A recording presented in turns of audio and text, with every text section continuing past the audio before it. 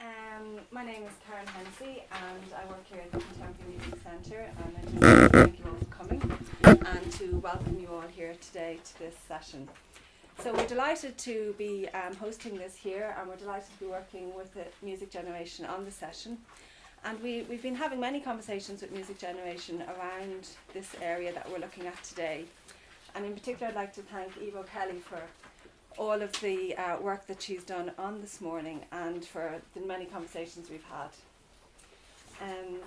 Today is going to focus in on best practice for working with children and young people in a performance education setting. And it's quite a long sort of title, and in a way it's quite a varied area, and there are many different sides to it and many different ways of working. And that's why we really want to shine the light on that today and to look at that in some detail. I'm here really to welcome you and to just take you through the overview of the day, and then Eve will guide you in more detail around the content. So we're going to begin now and take you right through till 12:30. We have a number of case studies, and then we'll also have discussion and an opportunity for you from the floor to contribute as well. For those of you who haven't been here before, this is the Contemporary Music Centre Library, and this is where we house all of our music, and you can see on the walls there the scores and the collection. It's particularly relevant for us at the Contemporary Music Centre to be looking at ways in which composers can engage in performance music education settings. And we're very interested in this for a number of reasons. As well as documenting the works by Irish composers and promoting the works, we're very interested in developing the whole area. And we see this as being particularly important from the point of view of audience development and also continuous professional development for composers. And it's along these two areas that we're very pleased to be working with Music Generation and also with Music Network in relation to composers and performance music education settings. So for now, I would just like to hand over to Rosaleen Molloy, who I'm sure you all know very well, the National Director of Music Generation, to say a few words. Thanks very much. Thanks very much, Karen. Good morning, everyone, and delighted to be here and delighted to see such a mix of composers, musicians, practitioners, managers, programmers, all of us that work in a variety of different roles across performance music education. Really what I want to say is this. Composition is increasingly becoming an absolute central and pivotal part of the spectrum of performance music education across the range of work and the breadth of work that the local music education partnerships are actually doing in Ireland at the moment. And it's really important for you all to know that the role of composers in performance music education is really quite central. And it's really quite unimaginable to even conceive or think of performance music education in the 21st century without composition being an integral part of it. And in a model of performance music education that is so much built on the values of diversity and inclusion and access, composition is the route map to upholding all of those values for children and young people's experience of performance music education, because the composition experience allows children and young people, irrespective of what stage they're at in their performance, of the most elementary stage of technical ability right up to technical proficiency and being able to master perform. When you're involved in composition, no matter what stage you're at in teaching and learning and performing, it gives you that opportunity to be able to be involved in something creative, to express yourself, and to get right involved in the heart of music making from the get-go. And it's for all of those reasons that that composition is so central to performance music education. So today, what I look forward to in this session is learning more about models of practice, to sharing all of the good practice and best practice that people have experienced, and to taking all of that away to be able to share it and put it back into the work that's happening in composition and performance music education through Music Generation programs around the country. So on that note, I'll hand over to Eve, I think. Yes, that's right.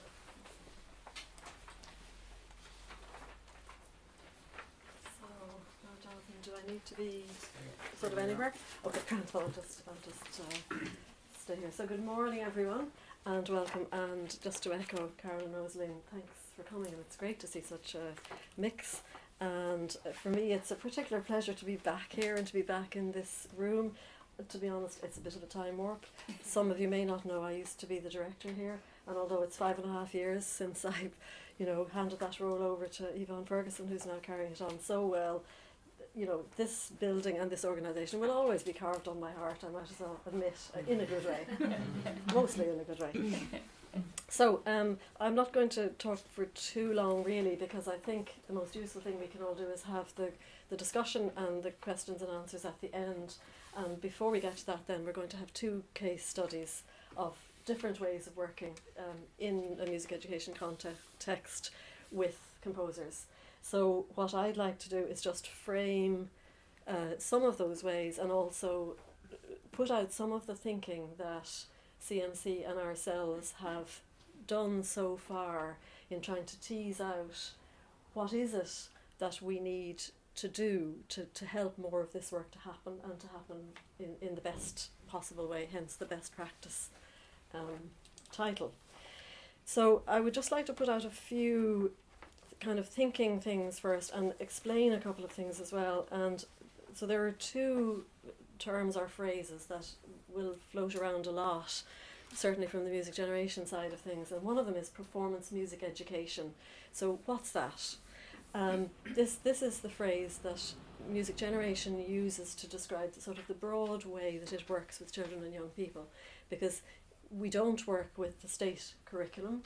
Music generation musicians don't deliver the primary or the secondary school music curriculum in schools. They go in to do high quality vocal and instrumental tuition. And Rosaleen, stop me if I've got any of these finer policy points wrong.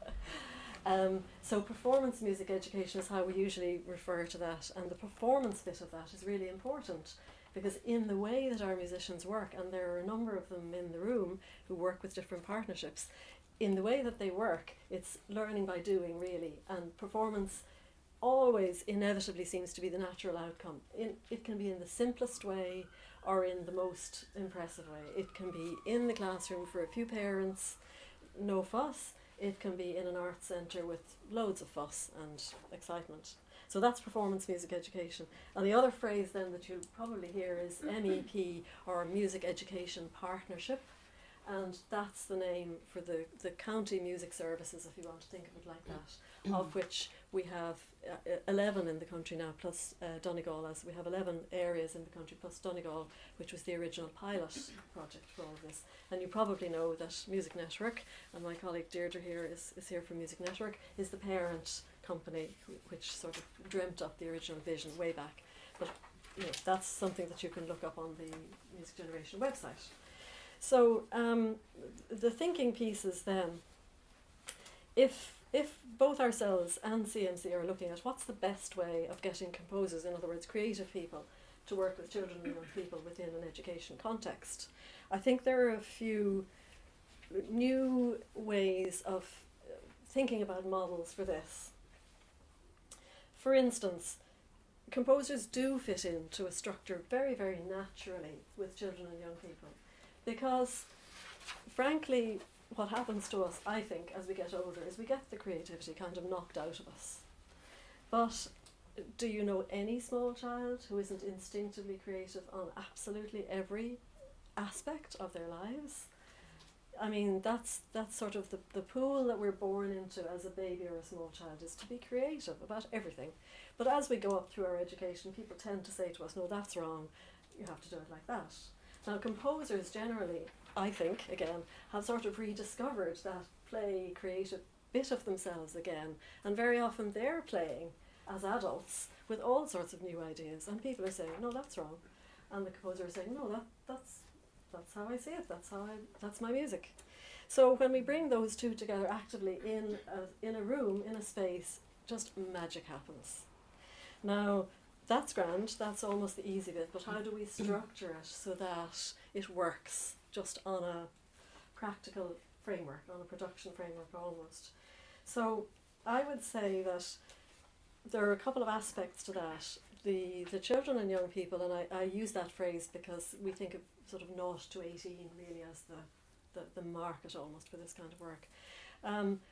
The children and young people will engage very naturally with the composer, but for a composer, it may not feel natural to be in that framework. Some people sort of have it in them naturally. Some people are really good creative people, but they're a little bit baffled when they suddenly have 20 or 30 excited young people wanting to make music with them. So I would suggest that what composers at the moment tend to think of, which is a commission, quote unquote, is possibly not the best model to think of in relation to working with children and young people. Now, there are work opportunities here for composers. There are music educators who want composers to work with them. So it's about how do we bring them together. Now, I'd like to put out for you to think about as the discussion goes on that there are 3 different models of composers working with children and young people. So one is what I'd call the formal commission. And, this is the one that everybody knows, really. Somebody rings you up or somebody writes to you and says, please will you write, a 20-minute piece for my chamber orchestra, and it'll be premiered in the National Concert Hall, and, I'd like, I don't know, strings, brass and wind, whatever. So it's quite a set thing, and the composer goes, fantastic, love to do that, thank you very much. Bit of talk about the fee. They go off and write it, and then they come back, a week or so before the performance. They rehearse it, they perform it. There's a paying audience. It's all very structured. I would like to suggest that this is probably not the best way to think when you're working with the under 18 cohort. So I think there are 2 other more useful ways to think. One is what I would call a sort of a middle ground, and this is where there's a commission plus a residency.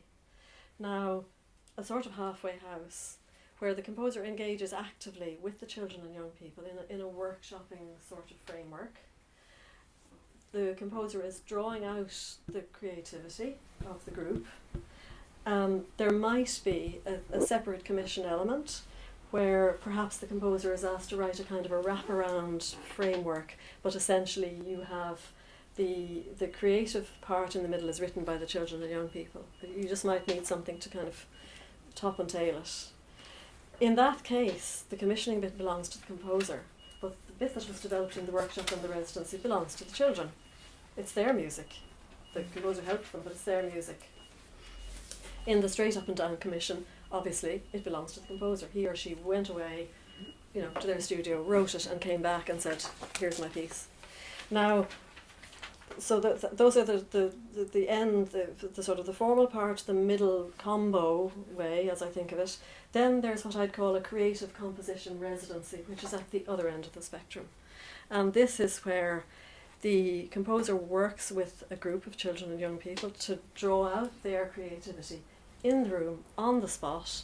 Nothing is done outside the room. It's a 2-way collaboration. And the outcome of that then, whatever it may be, belongs to the children. It's totally their music. It might be notated, it mightn't be notated. It might be in any genre, it might be a mix. You've totally used their creativity, but you as the composer, because of your abilities and your training, you're able to draw that out of them. So those, I would say, are 3 different ways of thinking, of which the combination commission and residency and the creative engagement are, to me, the most useful ones, and this is from experience in working quite closely with music generation projects of this kind over the last couple of years. So a couple of points follow on from this before we get to the case study, to sort of see some actual examples of how those 2 models worked in practice. I think it's important to note that you can work in either of those 2 ways across all the genres of music. And within music generation partnerships over the last year or 2, we've had everything from sort of jazz composition, improvisation, to rock and pop, to songwriting, to contemporary classical, to trad fused, to sort of trad as trad, but like it's composed trad. That's very interesting. Or trad as fused with something. Or, we've literally had everything. The point about it is that it's a creative engagement with people of all ages, in one space, you know, put people in a room and close the door. And all kinds of things can happen, good things. Now, I'd like now to bring us to the two case studies. So we have one which is the creative composition, everything happens in the room and the outcome belongs to the children, and Elaine Agnew, who's I'm sure known to everybody here, is going to speak about that. But first of all, I'd like to invite Rona McGrath, my colleague here from Music Generation Sligo, who really has been probably the earliest MEP into the whole composition framework and has worked in, you know, several different successive projects now across a period of time. And she's going to speak about that middle type where there's a residency element but there's also a commissioning element, and it really is groundbreaking work. And then when we've had those two case studies, we'll get into more of a discussion and kind of general Q&A. Okay, everybody okay so far? Grand. So I'm going to hand over to Rona McGrath, who's the coordinator of Music Generation Sligo.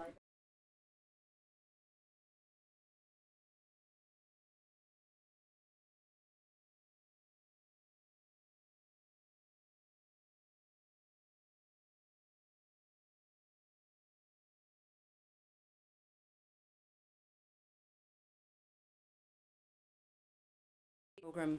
And it was decided quite early on when we were actually putting together our application to Music Generation for the overall programme funding, applying for the programme.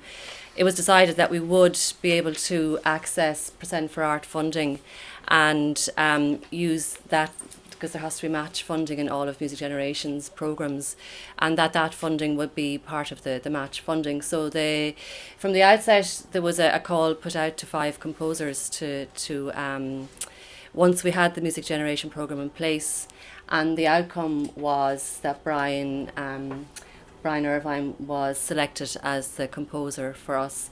And then to add the other piece that Eve was talking about, what the Public Art Steering Group in the County Council wanted, they wanted young people involved, which of course absolutely fitted the Music Generation programme, and it's why it was part of our programme. But they wanted a mentoring process for young composers, so we were very excited about that and happy to tie it in. So this is just kind of, you all have the programmes there. That's our poster that showed the end product, but it was a long way to get to that product and that date. The date actually moved a few times, because I'll say further on that time is a big part of this. So as I say, it was commissioned by the County Council and that comes through the Department of Environment, Community and Local Government Present for Art Fund, and of course Music Generation. We produced it, Music Generation Sligo produced it, but we worked with Sligo Academy of Music with Lockbow Films on the visuals, which you'll see. And it was part of Sligo International Choral Festival. It was on that weekend in November 2013. This is the full stage in the Hawkswell, absolutely full with young people. The orchestra at the front, we had 80 in the orchestra. We had some adult musicians as well performing with the youth orchestra. There was 120 in the choir, and then this is just one of the visuals that you'll see. So that's just to give you a sense of what it looked like on the stage. So just to pull it back a bit, that they were the pieces that were performed. So as Eve spoke about the wrapping around part, what it was decided was that Brian, that there were initially 6 young people selected, but one had to pull out due to exams because the time moved a bit on it and it was coming up to her junior cert, so she wasn't able to commit to it. So we ended up with 5 young composers. Brian, the way it turned out, Brian wrote the opening and the end piece, and then each of the young composers wrote a piece. So there was 7 movements, if you like. Brian was appointed in October 2012, and the young composers would have come on board in about November 2012, but didn't really get working on it properly until January 2013. And that was actually when I started working myself in Music Generation. There was a previous coordinator to me.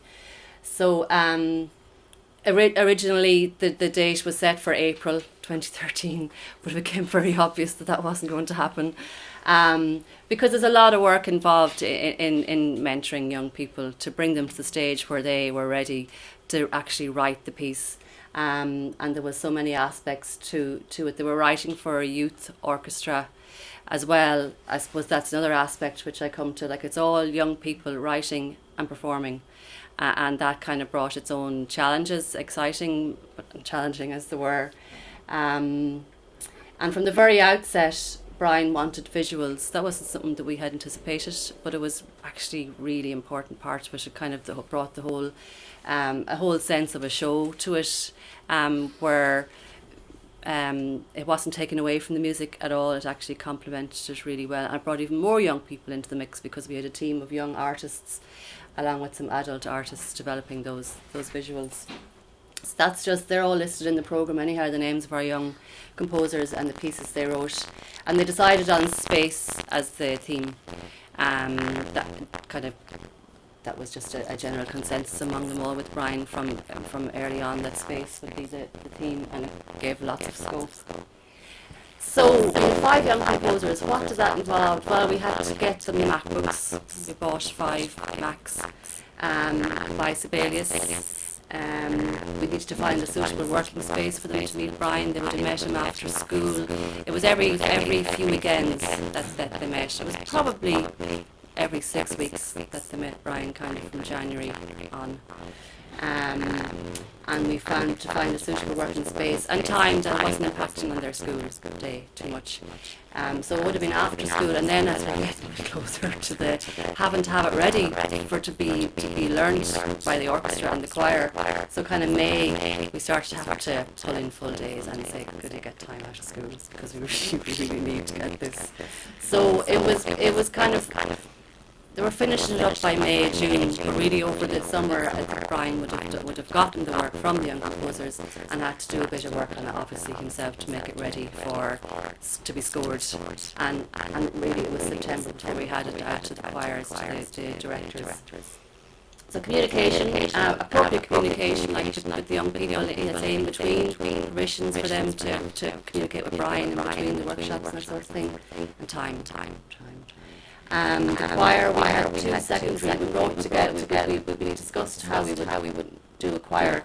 It was going to be 2 owners together, but taking the choir, we wanted to have where the choir director already had contact with the young people. So there was 2 secondary choirs and a choir. And actually 4 there was members of some choirs spread out. And we did some advanced workshops with the choir directors in May. It was a little bit of a kind of a glimmer of what there might be about pieces. And again, it was just time. It was really down to last minute when they got the pieces, start working with them in September.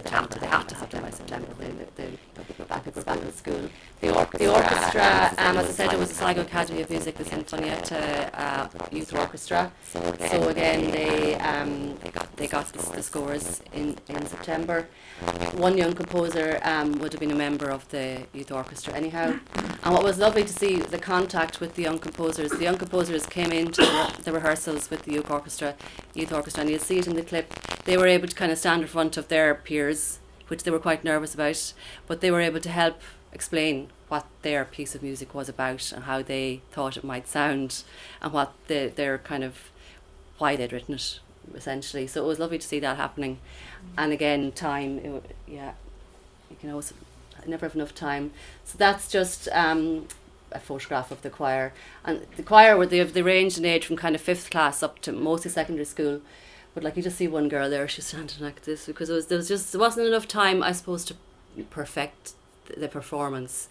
We had the performance on the 10th of November 2013. We had 2 shows because there were so many young people on the stage. Obviously, for all their families to go to it, it would have filled the Hawkswell in one show. So we had a second show that same day during the choral festival.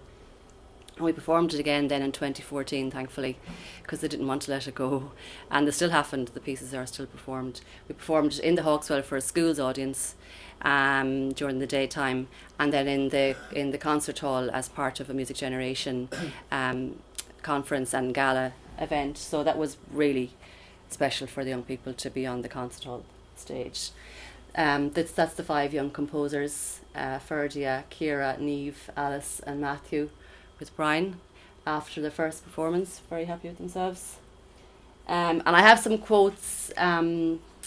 It was just, I actually emailed them all last week to catch up and see where they are now with their music and their composing. So I'll just give you a few minutes to have a look at them. Am I okay for time? Yes, Karen? okay.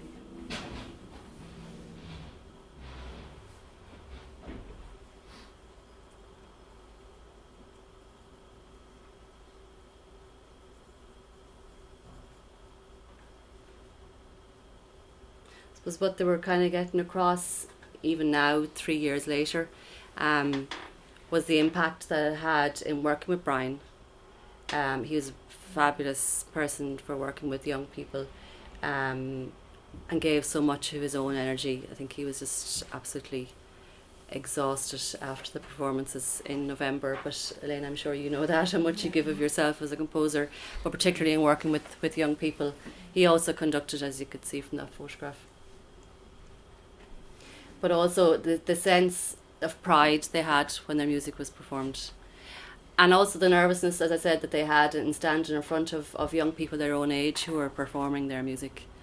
And it just tied, it just worked out so well, the pieces then that Brian had, to say, that topped and tailed in a, obviously extremely well the music that each of the young people performed. And there was a mix of soloists as well as full orchestra, full choir performing them. I can, if anybody wants to look at the quotes again. And then I asked them, are they still composing? So you can see there's a mixture of songwriting. And one of them, they're waiting to be recorded, his songs at the moment, you know, so they'll be very confident, some of the young people, after the process. In a band, this young lad, he didn't read music, or he wasn't a classical, but he's now in a band, and he says, even though it's not classical, he doesn't think he'd have that creativity in him that he has now. And then another young composer is constantly composing. In fact, she has the Mac again for a while doing more composing, and she asked, have you heard of any opportunities that you compose for orchestra? So like, ready and waiting. So I'll play the clip, which is, we made a film documentary. So Sinead Dolan, who did the visuals, also documented it from different interviews. And we didn't record the performance as a performance. We included some of the clips in documentary. It's a longer documentary, but we made we edited it down for the Arts and Education website. I don't know if you're familiar with that portal that the Department of Education launched, artsandeducation.ie. So this case study is on that website. So I'll just click here and let you.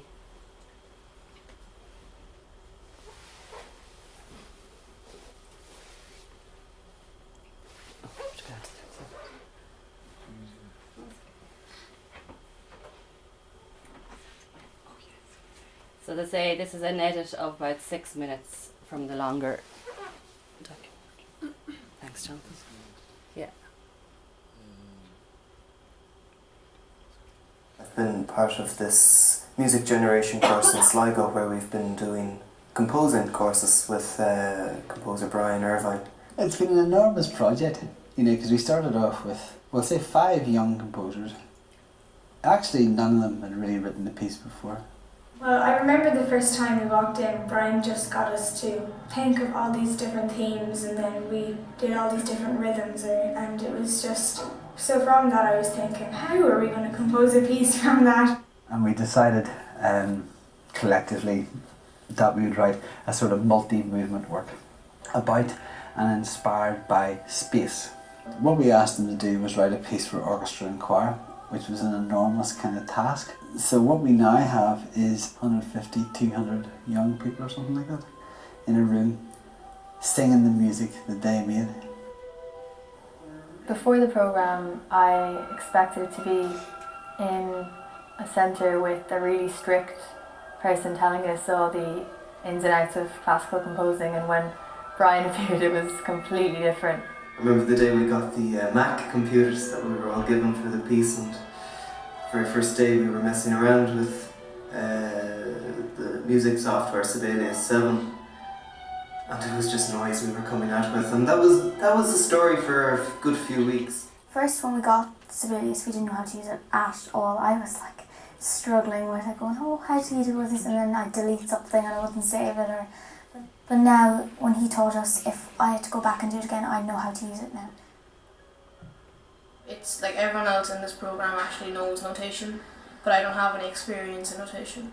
But it was easy enough because the music program we use is Sibelius, and it's quite easy to pick up.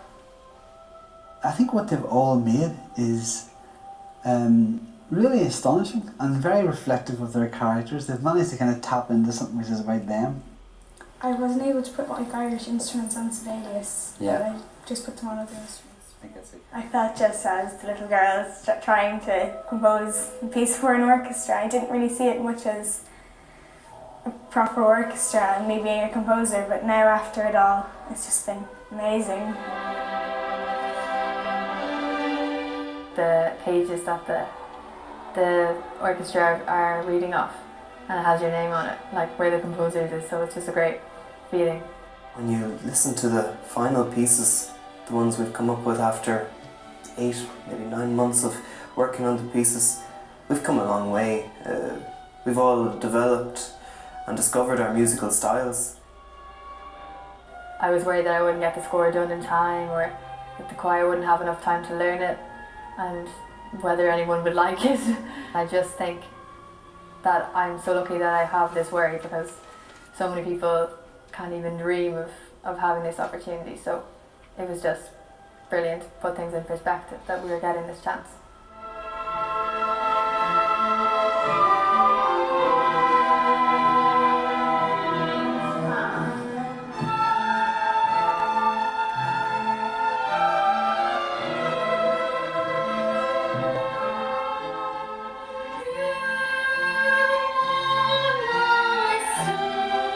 That's Ciara Murphy herself, the composer. She sang it herself. Yeah. It's huge opportunity, but a huge pressure as well, because when we were giving out the music, the scores for my piece, and I was on the edge of my seat because looking at everyone, seeing what the reactions were to it. I think you need to have those kind of nerves, because if you're not nervous, then you won't really care about it as much.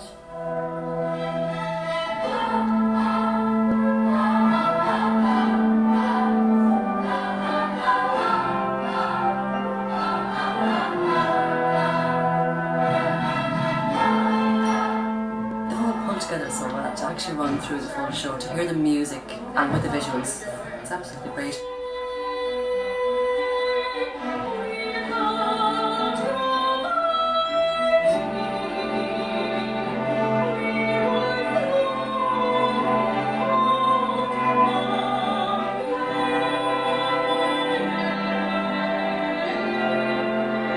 Alice, who's one of the composers, and she's there taking the rehearsal, but she's in the front saying, right, this is the way it's supposed to go, and telling him. And that's also like an enormous part of composition, developing those skills to communicate with people, you know.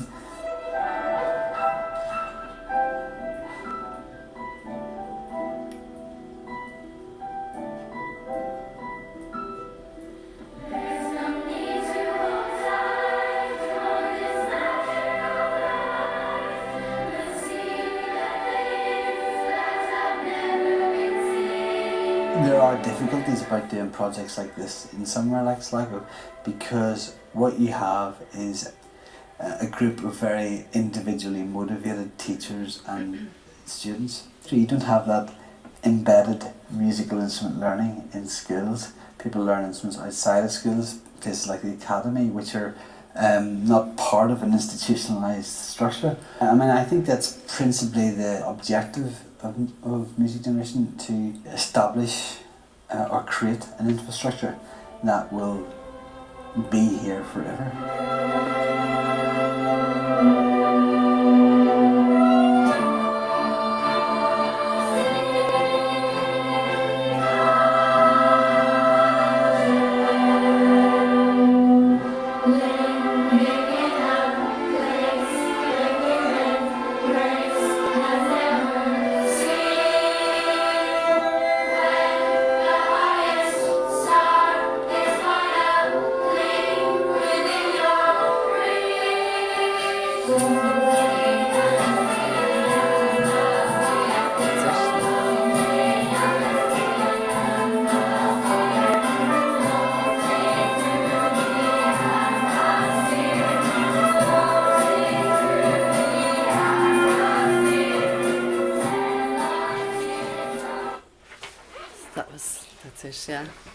Thanks very much. Thank you very much.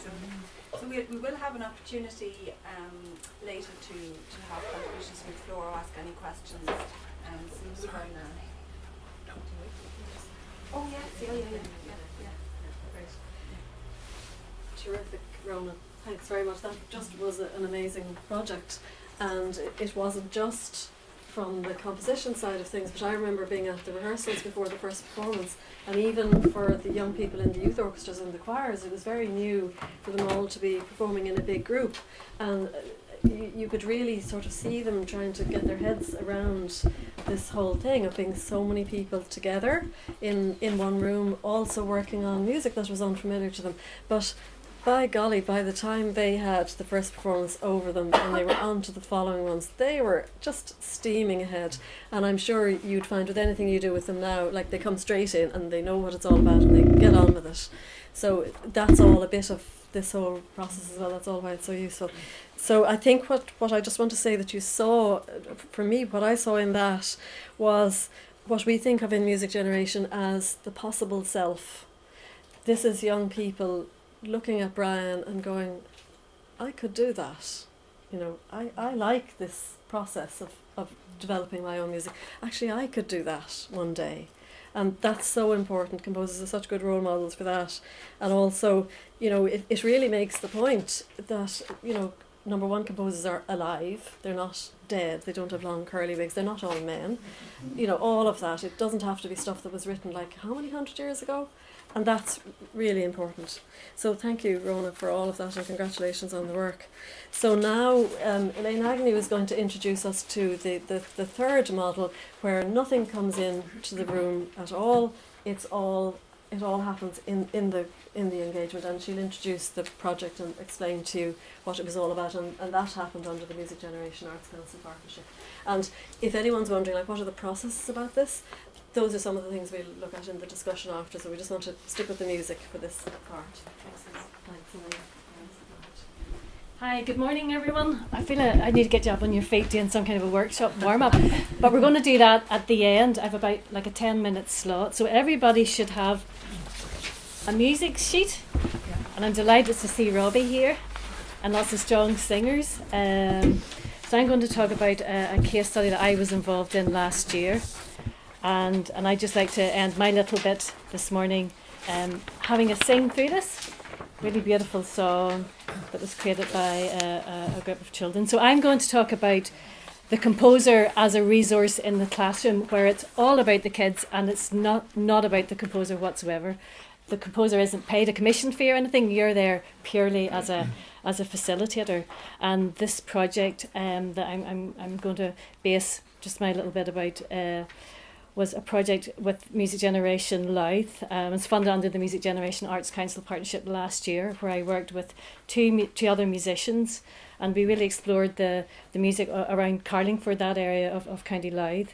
And in that particular project, I was very much a channel, where I was in a classroom working with a group of children who were 3rd to 6th class in this particular project. And my role was to get them to be creative. And for me, my role was to encourage their creativity and for them to create a piece. So all the material, everything, the ideas came from them. And sometimes I would go home and do a wee bit of work at night time and then come back in the next visit and go, hey, maybe we do this or we change this about, let's try it. So it's maybe 99% all from the children, and then you're just kind of, I suppose, crafting it and making sense of it. So that line that Eve said, it all happens in the room, is really what this particular concept is about. So like what we saw there, Brian and his involvement, you're very much a teacher. You could end up being the conductor. You might also be the accompanist. You also might have to do some creative writing facilitating. So you're there with a number of different hats on. And I suppose it's you being comfortable in that space is probably the most important thing of this particular way of working.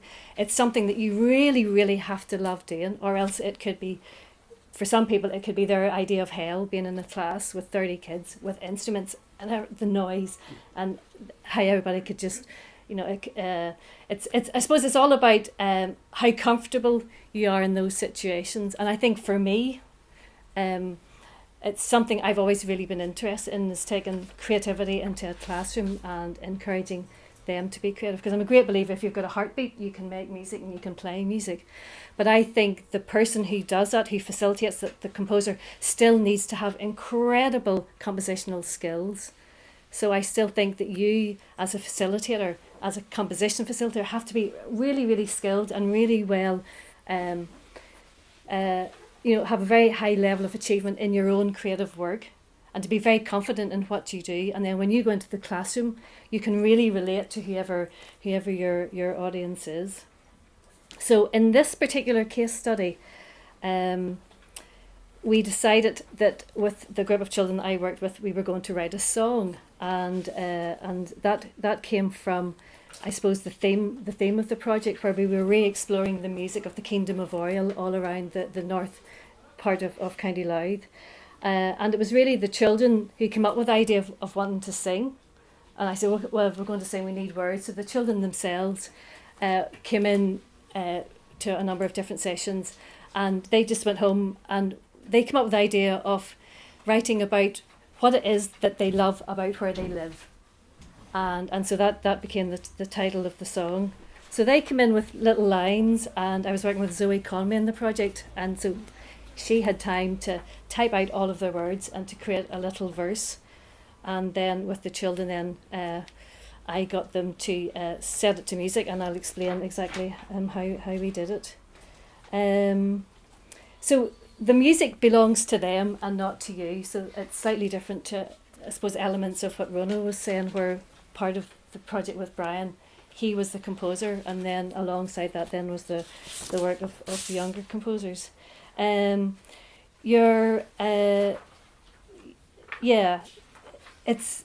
think one of the most important things as well in this type of work is the preparation leading up to it. You can never ever be well enough prepared. So if you're going to be involved in working with a class or whatever your audience group's going to be, that you meet the teacher beforehand, or even go in and meet the children beforehand, get a sense of what the space looks like. So that would all be part, I suppose, of training or logisticals associated with it.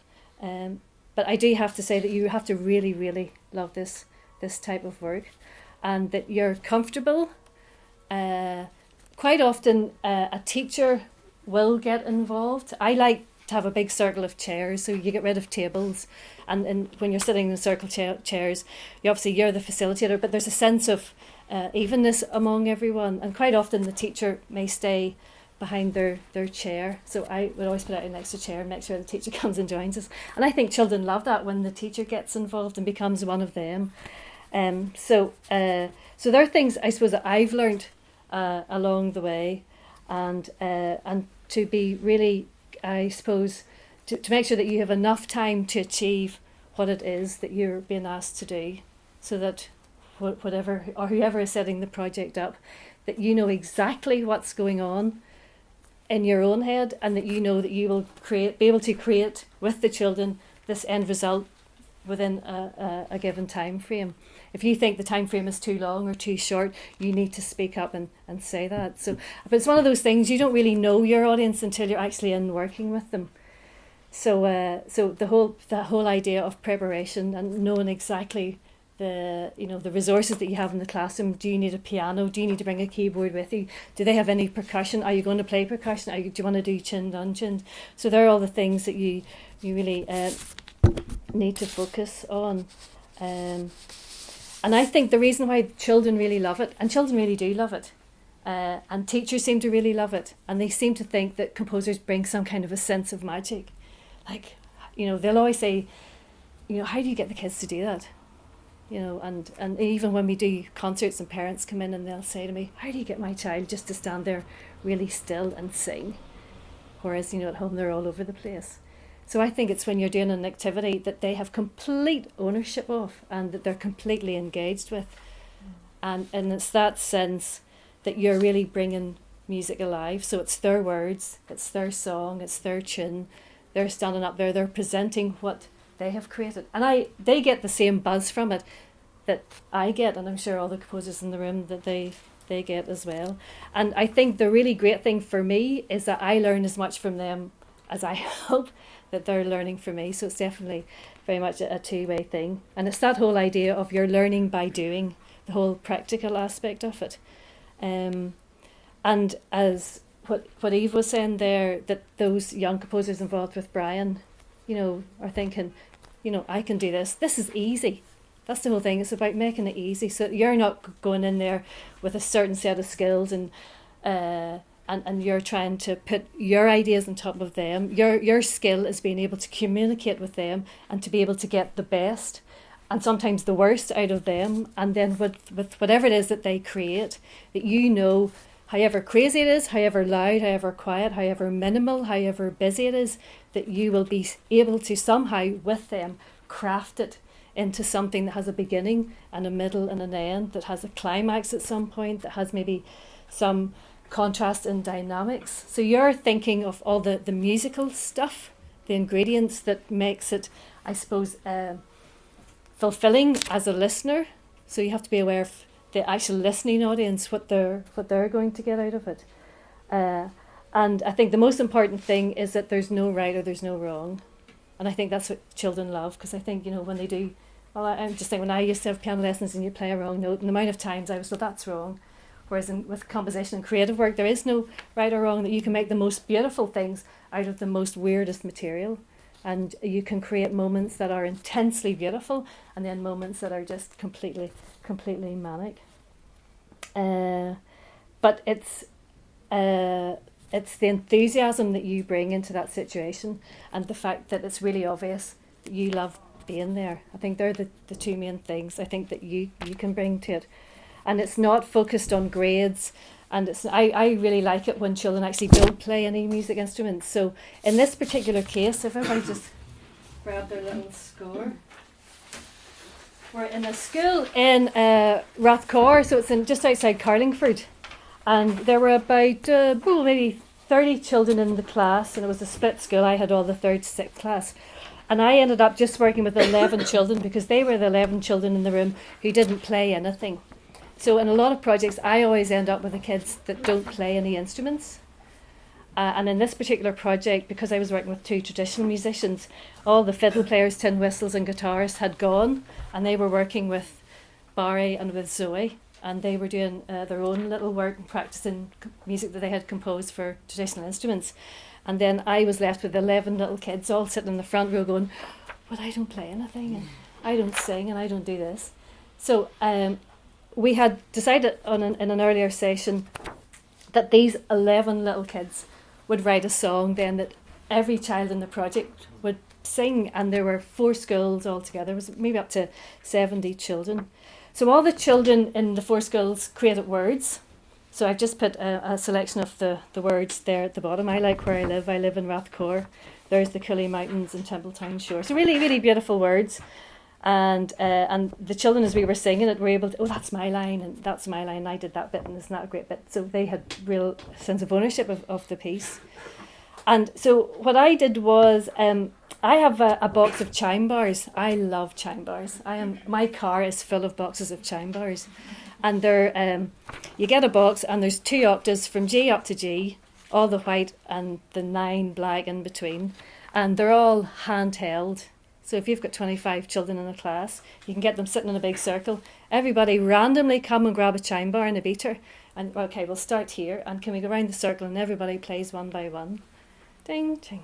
So it's the 25 notes will be 1 note each time within that range of 2 octaves. And I like it when they randomly pick. So boys always go for the big low ones. That's just... Girls always go for the wee tiny ones, so they always have the twinkle twinkle little star or the tiny little chime bars at the top. So in this case, because we were going to create a song, I had to put some kind of sense of like a key or chosen notes. And so I picked out 50 notes from the chime bar box, and I just put them on the floor and said to the 11, come and grab a chime bar each, and make sure in the order that you sit that it's not all boys together and all girls together. So they sit in a sequence. So if you look at the well, it's bar 39. So it went girl, girl, boy, girl, boy, girl, girl, girl, boy, girl, boy, because we only had 4 boys and 7 girls. And we started with the first girl, Anya. So she was sitting at this side, and I said, just play it in the row. So we went 1, 2, 3, 4, 5, 6, 7, 8, 9, 10, 11. And we came up with that sequence. And then the children suggested, well, we could play it backwards. So we played it from 11 back to 1. Then they suggested, well, could we start at this end and this end? And they both play at the same time, coming this way, cross over and go that way. And then we've got harmony, which was great. So they did that. So we thought of different combinations. Could we go 1, 2, 1, 3, 1, 4, 1, 5, 1, 6? So the children then started thinking about it mathematically and came up with all these great combinations. Only play if your birthday's in March. Only play if your birthday's in April. It all got very complicated at some point. But for this particular song, I asked all the girls to play at the same time. So when they played at the same time, the 7 of them, we got that chord. And then when all the boys played, they came up with that chord. So I asked the girls, just let's keep playing. Girls, 2, 3, boys, 2, 3, girls, 2, 3, boys. And then this little girl that was sitting, she had a chime bar. She was part of the chime bar group. She started going, da-dum, da-da-dum. She started humming little bits of tune. And then another kid picked up and went, I like where I live. Oh.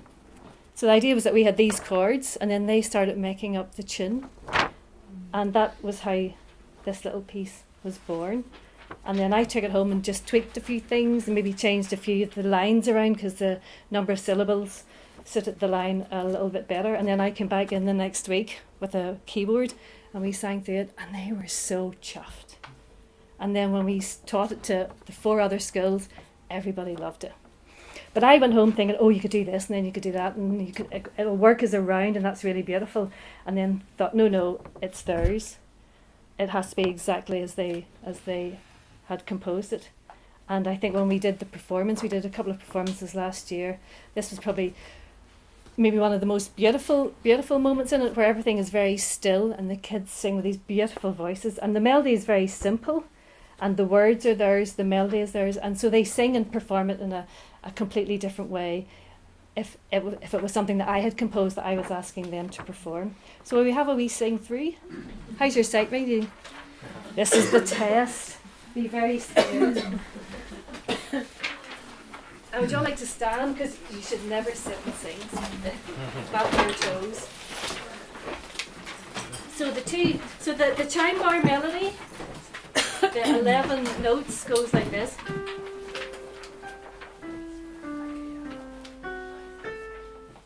Okay, once more.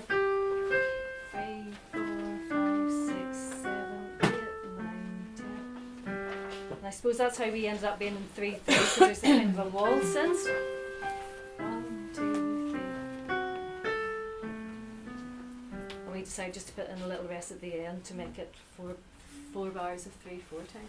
And then when the girls all play together, you get this chord. 2, 3, 2, 3, 2, 3.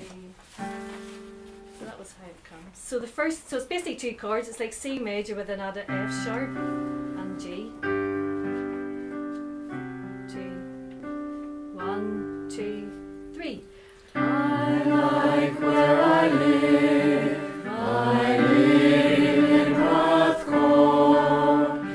There's the Cooley Mountains and Templeton shore.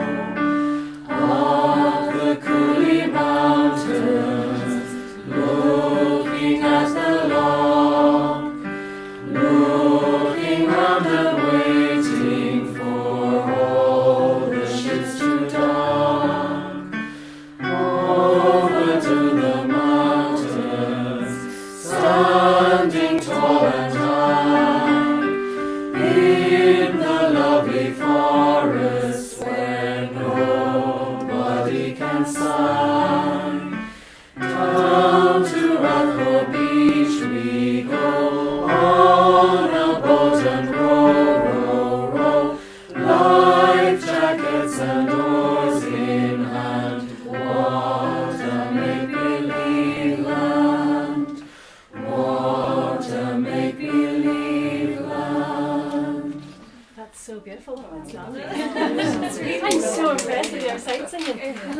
So all of that came from the children, and as the composer, I just copied it down because we had a guitarist playing with us, just I suppose for necessity, in that he was just able to read the music and follow it, and the children just memorised it like that, really, really quickly. So that's how that came about.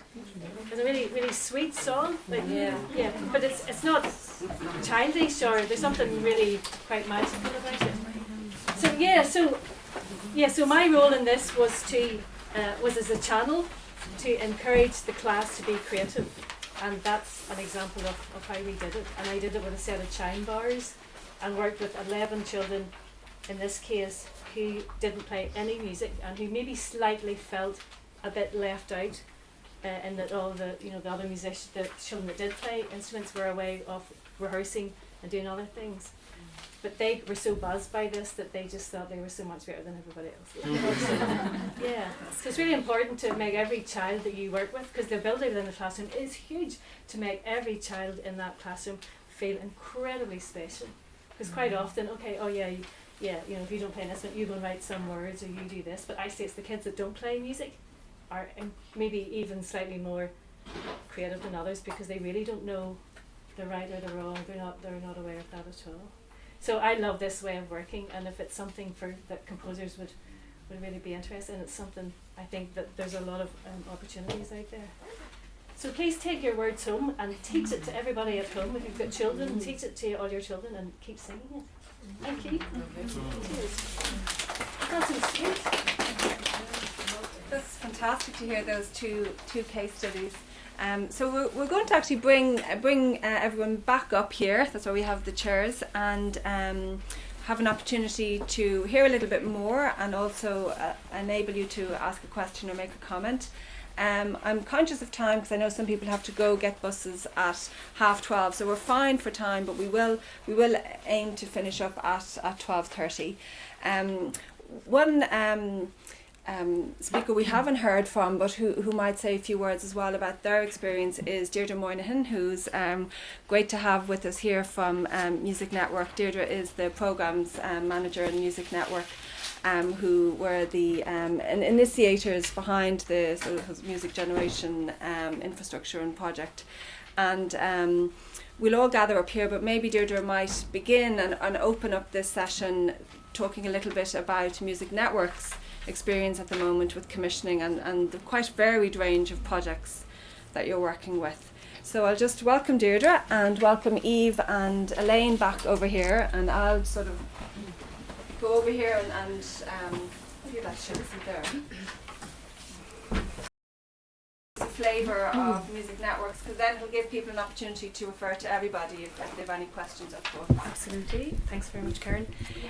Well, Music Network, I think we commission regularly, and we've commissioned in all of the three ways you've actually spoken about, Eve. You know, there's the formal commissioning process that Eve spoke about, which we would do a number of commissions in that way every year, and the works would be premiered as part of our tours. We've also worked in using the models, the commission residency, which you spoke about. One recent project, which I could just briefly mention to you, is a project called A Most Peculiar Wintry Thing, which we commissioned this show specifically aimed at children between the age of 4 and 10 in partnership with the ARC. And it was a wonderful project to be part of. The commission had a foot, if you like, in a number of the methods that Eve was referring to.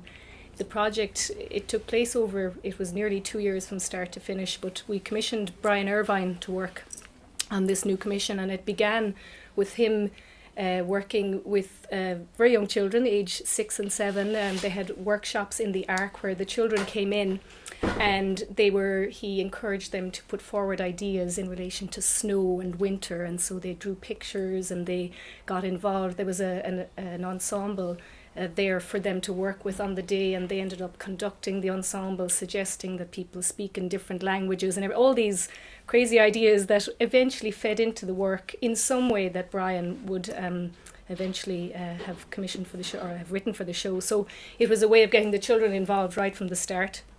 In addition to that, the show would tour right around the country, and Brian also went to each location and workshopped with the children beforehand, where he, the type of commission you referred to, where he went into the room with the children, no pre-prepared material, and he just drew creatively from them, and they had something at the end of that was entirely there. And I think we can see from the beautiful song that Elaine showed us there what amazing work can come out of that and how the children can be inspired.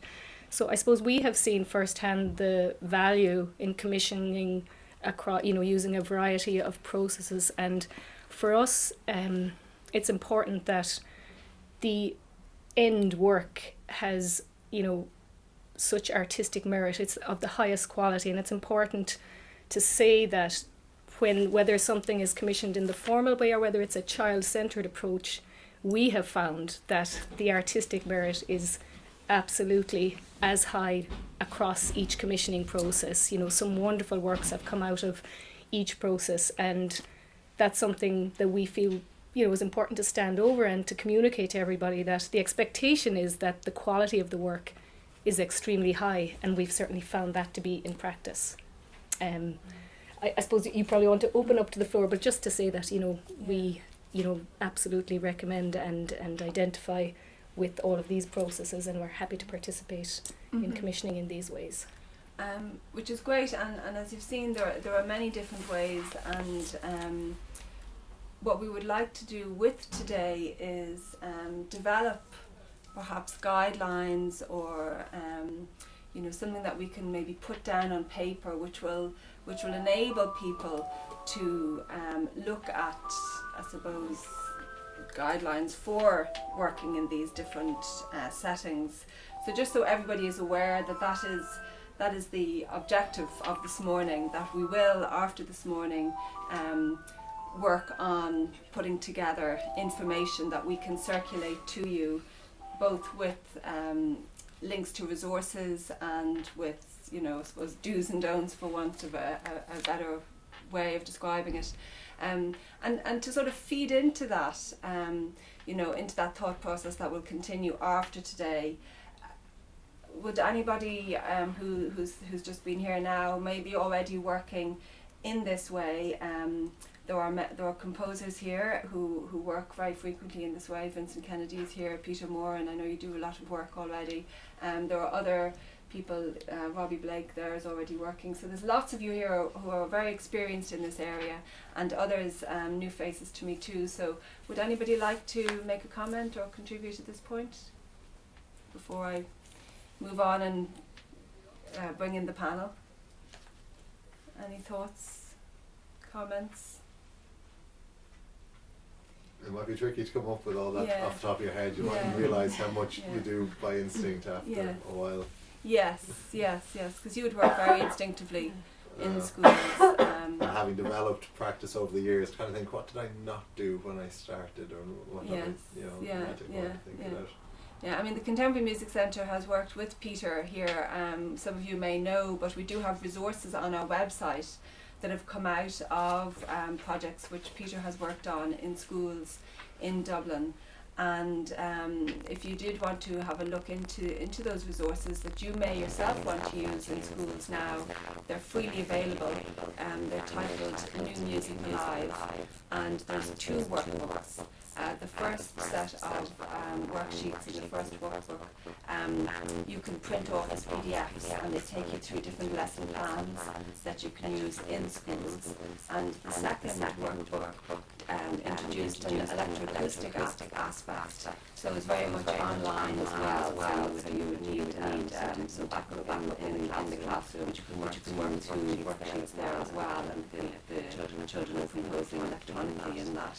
And they're very successful worksheets that Peter worked on and went to many schools on, and do exist as a resource now, for people.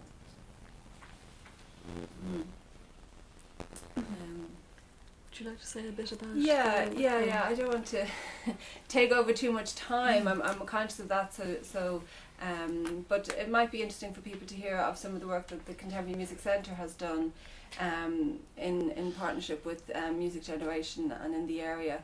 In particular, we worked with Music Generation Wicklow over a period of about 18 months on a project entitled New Notes Now, and it involved 4 commissions, and it involved 2 composers who are here, delighted to see them, Elaine Agnew of course and Vincent Kennedy, and 2 other composers, Neil Martin and George Higgs. And each composer worked in different parts of Wicklow. It came through Percent for Art funding, so in some ways followed a little bit the model that Rona was discussing, in that it was Percent for Art funding through the Arts Office, but connected into the fact that Music Generation Wicklow is in existence and has a very active programme, and was a partnership there. So we worked with Music Generation Wicklow. The Contemporary Music Centre produced and managed the commissions, and there were a variety of different settings, mostly working with school groups and or music groups that already existed in the county. I have quite a detailed breakdown of it, but I don't want to go into that in too much detail. It might be more interesting for me to communicate some of the learning I got out of it. I found my experience would be that what Rona was saying, the time, you just need time with these projects, and flexibility. Each one of these commissions resulted in a public performance outcome, and you need flexibility to even change dates, to change venues, so you have to be very open. Each one of these projects also involved and was very similar to the model that Eve described, the sort of the middle model, where it's kind of the composing in residency. So the composer would have gone into schools and workshopped with the young people, but would also have done some writing outside of the schools, and then would have really brought the children along with learning the piece of music, some of which they contributed to. In Elaine's case, some of the children wrote words for the songs, and then ultimately a piece of music was created. And in each one of these 4 commissions, professional musicians were involved, and that was kind of a very key identifiable factor that each one individually decided upon. It wasn't stipulated from the outset to the composer, you have to involve professional musicians. But I think the very nature that professional musicians exist through the Music Generation infrastructure, the tutors are invariably professional musicians. So they're on hand and were a real asset. Some of those were tutoring the children already in the classroom, and it meant that they were there to rehearse the music with the children on a weekly basis. So that, and because of resources, it wasn't possible to have the composer in the classroom each week. However, the tutor was going to that school, so could work on this material. And each one was, as I said, resulted in a public performance, so there was an opportunity for parents and everybody to come.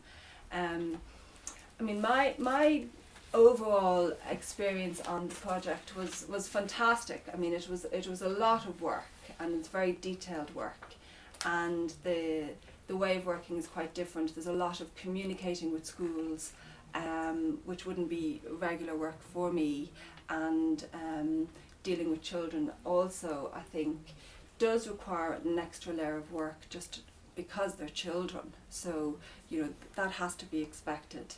They can't make their own way. You can't expect parents to do X, Y, and Z. It has to be done in a certain way. So there's a lot of layers that make it very resource heavy in terms of time, and also maybe financially from the point of view of making sure you're looking after and caring for everybody in the right way. And my one thing to say, which I'm saying very openly, is I would feel that from the outset, and I think it's been referred to, if a lot of thinking is put into the design of the project, while at the same time being open to be flexible, I think it's the most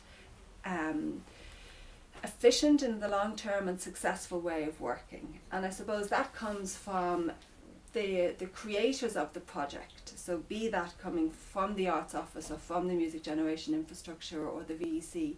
But if they are sort of clear in their thinking about what they want, then I think it makes it easier to be bringing in a composer or a facilitator in that way. My experience was there was a certain degree of time spent needlessly looking at the makeup of the project. So it's a little bit cart before the horse, you know. I think that unless you have a very good knowledge of what you have on the ground, be it that you have already a strong foundation program or an ensemble in your community or a choir in your community, and if you know that well, I think it's easier than bringing somebody in and expecting a project to happen. So I think the design of the project is very important. That's my main learning from it. And when that's not clear, it just makes it harder. It's not impossible, but it's harder because you have somebody in there working as a composer, as a facilitator, and it might not be very clear what they're meant to do. And having said that, I think if you are bringing in a composer or a facilitator, I suppose then there's also the other side of that is maybe being flexible, that they might suggest something which you hadn't seen because they're seeing it with different eyes. That maybe you do have a small ensemble in your county you weren't thinking of including, and they find out about it and kind of say, oh, but wouldn't it be great if we could have that bit of percussion, and maybe just to be flexible. But I think from the outset, when you're bringing somebody in, if there is a lot of thinking put into it, then it can run more smoothly. And yes, I would echo what Rona was saying about the time, and I'd also echo what Elaine is saying about the creativity. And I suppose I'm not saying that anybody does, but never to underestimate the children's creativity, as Elaine is saying, even with those who aren't already playing an instrument. It actually has got nothing to do with that, you know. Yeah. So. Yes. A quick question on, I suppose, the priorities with the models and whether that comes into it in terms of seeing sort of the value of the outcomes. You know, if sort of model 1, to take that as the formal commission, model 2 to be the sort of in residence, and model 3 to be the drawing out the creativity of the children. Is it just a series of, you know, this project is a priority for, you know, developing, say, leadership skills in the young people and developing their creative skills, so therefore we'll go for model 3? Or is there a sense of, you know, for the example of the model that you were just, or the program that you were just talking about, how there are kind of different ways that it was up to each composer to develop their own range.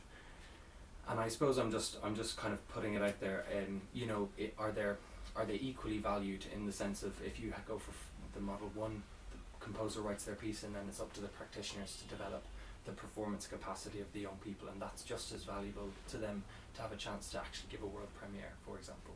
But what about, you know, I'm just putting it out there, it's like, is there a priority list for those things, and do you see a kind of because I think that might feed into a sort of work guide, you know, if you're kind of opening up to us to feed into maybe a guideline. It's sort of that fits into how a composer or creative person might come to the project. You know, what are the priorities of the outcomes? And when you say priority, do you mean if it was like a funding application, if you're submitting a suggestion for a project, like which way to frame your own project? When you say priority for who? Well, I suppose for the bodies who are putting the structure out there, and then also the priorities for what the children would get out of it. Oh, okay, where their emphasis. I mean, is there anything in that, Eve, that you can pick up on from your experience? Like, would you, in the Arts Council partnership projects, what are the priorities coming through because of what's happening on the ground, or is there a sense from the outset we want to be encouraging, as you were suggesting, you know, the confidence or Rosaleen, would you like to make a point? Yeah. Well, maybe if I put out a couple of bits around that first. I mean, it's a good question.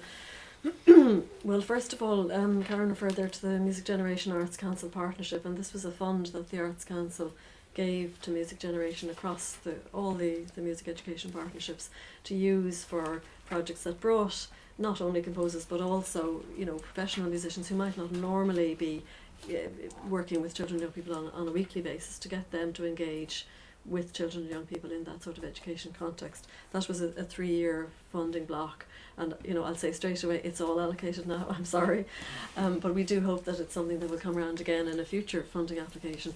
But we used that then in Music Generation to devise a number of different kind of residency type projects, and usually the idea came from the Music Education Partnership. You know, they had a certain group or they had a certain program, and they were just thinking, it'd be really interesting to bring somebody in. So the last couple of years, because I manage that partnership on behalf of the Arts Council and Music Generation, the last couple of years have been a sort of a kind of a laboratory experiment in a way of seeing what works and what doesn't work. And I've always been saying from the beginning that it's all about the children, and the money is to be spent in the room. And that goes for whether it's a composition project or whether it's a project. You know, we've had things like, you know, performers coming and working with programs. I mean, to me, the only answer that I can give to your question is that I think it's right, whatever it is, when the children and young people are engaging very actively in whatever it is. And I think that's actually the starting point, whether for people who want to bring in a composer or a musician, or whether it's the composer or the musician. I think everybody needs to be thinking, what's the experience that we want the child or young person to have? What do we want them to feel differently about afterwards? What's the experience that they can get? I mean, for me, one of the really striking things in Rona's presentation is there's a little quote from one of those young composers saying, for me it was utter and total happiness, or something. Now, I mean, honestly, can you buy that? Like, a moment like that in any of our lives is gold dust. So if we can provide that, I always say a project is working well if I can walk into the room and nobody even looks up, if I could like throw a hand grenade in and nobody would even notice.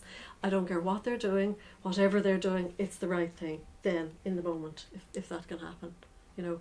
But please, other people, Rosaleen, did you want to? I thought your question was interesting, Robbie, because as you were talking through it, and I thought, well, a lot of that is dependent on the commissioner. Because a lot of the briefs for these composition projects are set by the commissioner. But then, as I thought through it more, well, they don't have to be. They can change and they can be flexible.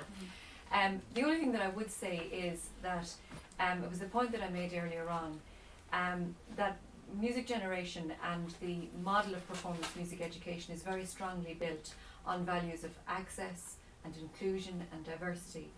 And that's why composition is so central in a model that is built on those values, because it opens the door to be able to introduce children immediately to music without having to wait until, for example, they're a certain standard or a certain grade to be able to read at a particular level. To, you know, that modality of way of thinking isn't necessarily relevant to it. So what I would suggest is that those three modes or models of ways of working are not in any hierarchical order, and that depending on what the individual composer's practice is and what the vision for the programme is by the commissioner, because I think the commissioner will have they will have a very strong influence on shaping and moulding and envisioning and setting the parameters of the brief, and then all of those factors actually determine what modality is actually used. But I think there isn't any one better way to do it than the other, except that I suppose the second and the third provide more of the children as a starting point in the process, is what I would say. And I think maybe just to add, to be aware that music generation isn't the only framework in which this kind of work can happen. You know, schools, arts offices, just broadly, you know, festivals, Present for Art funding that comes in various different ways, you know, just for any of you who are interested in getting into that kind of work, there are many different ways, and sometimes you actually have to be the one to approach a particular group and say, look, how about I do a such and such, you know, because this type of work is not really all that familiar in this country as yet, although it's been, you know, hugely explored in other countries. But there hasn't really been the funding, there hasn't been an obvious funding stream for it here. But that doesn't mean to say that it can't be brought together, that a pot of funding can't be brought together for this, because you can have projects of all sorts of scales, big or small, and it's part of an opportunity for portfolio working for any creative musician or composer. Can I just come in there as well? Yeah, no, no, continue. Oh, sorry. No, you yeah, it's more. I'm just thinking. Yeah, it definitely would be. You know, the commissioner would set the brief, and if there's to be young people involved. But as you're saying, Eve, you know, if you approach them with an idea, I think once the young people are involved, what's really important is to have this support, a good support structure, working with you. Because while Music Generation Sligo managed the commission, formally. We made sure that we had a good working group of the teachers, say the music teachers in particular, and then the Sligo Academy of Music there, Niamh Crowley, the director, but also the tutors, because they're encouraging their young people. They have the contact with the young people all the time. I know that some of the young composers that applied to be the young music teachers, or whoever they're, I suppose, most identify with in their musical lives up to that encourage them to take part. So I think it's important to have that, and that's voluntary. And it was their voluntary time that you're calling on, and their own music interest and involvement in the community. So when you're involving young people, there's a huge community effort as well, and that's important to recognise. Yeah, for it to happen. Vincent, do you have a point? Yeah, Vincent Kennedy. I suppose I had the experience of working with Wicklow Music Education and the CMC project there, and I've also been involved in other projects, and I've really nothing more to add on sort of the creativity side of things that has already been explained, and you can see the wonders of all the things that are happening there, except to back up Elaine's point that you have to be yourself really enthusiastic about this, you know, and the time factor, and you have to go in with your eyes wide open to it. And actually the creativity and the music part of it, to me, is the easy bit. Right?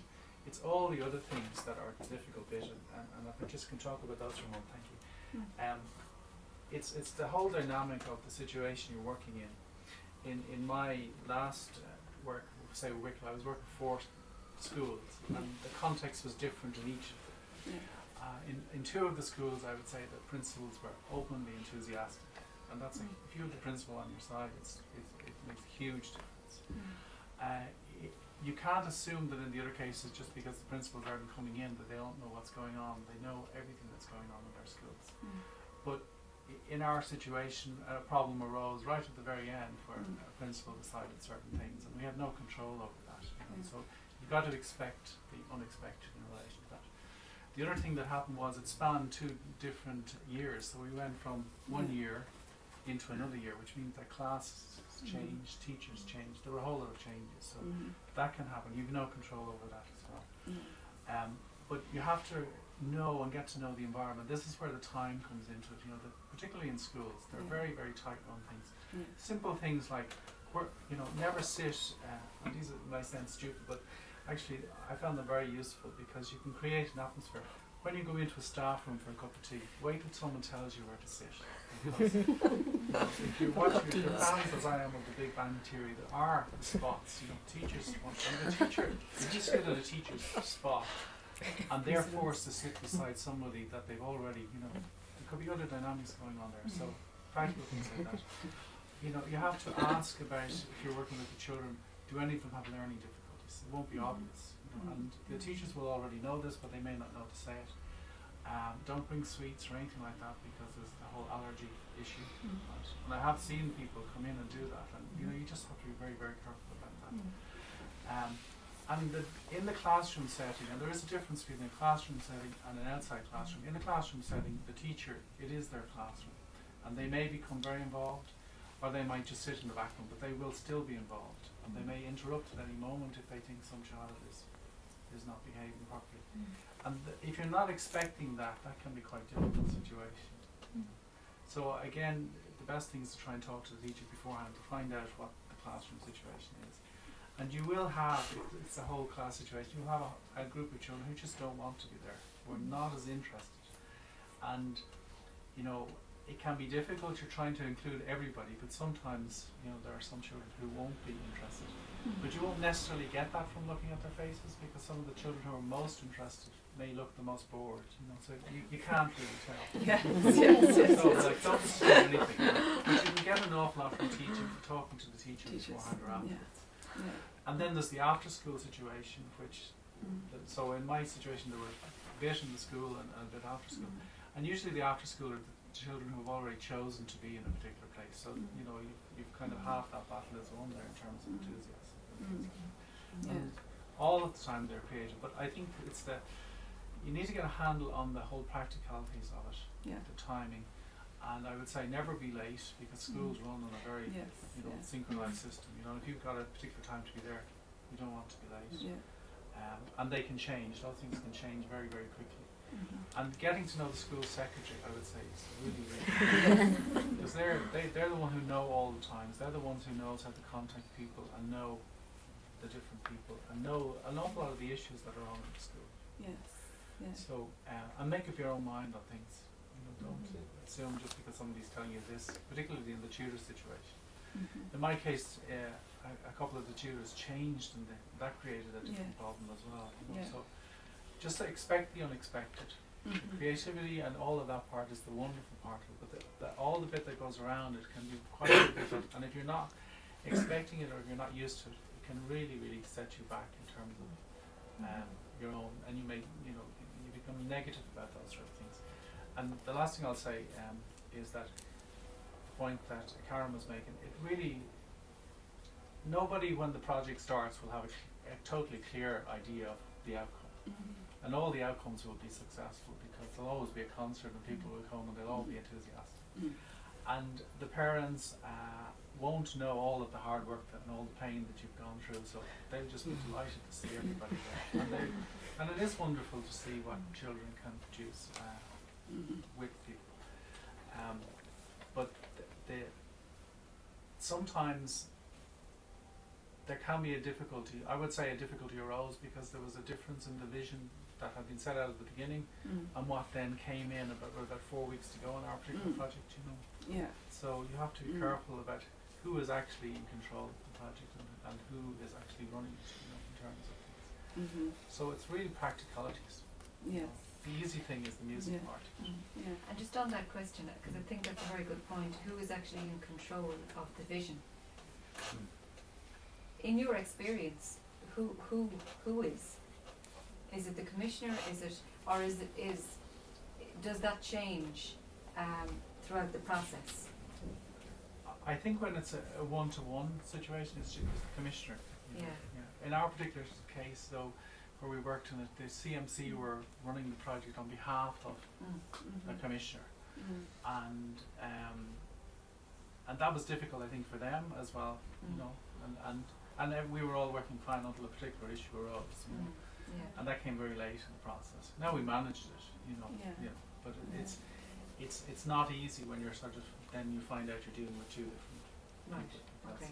You know, I want to deal with Karen, and Karen's great for dealing with me. She's then dealing with a different issue, and then people are ringing me then separately, you know, that sort of thing. You know, so that can be different. So the one-to-one is the best situation, you know, where you're dealing directly. Or where people just say, yes, we're handing this over completely to somebody, and they're the only people who do it.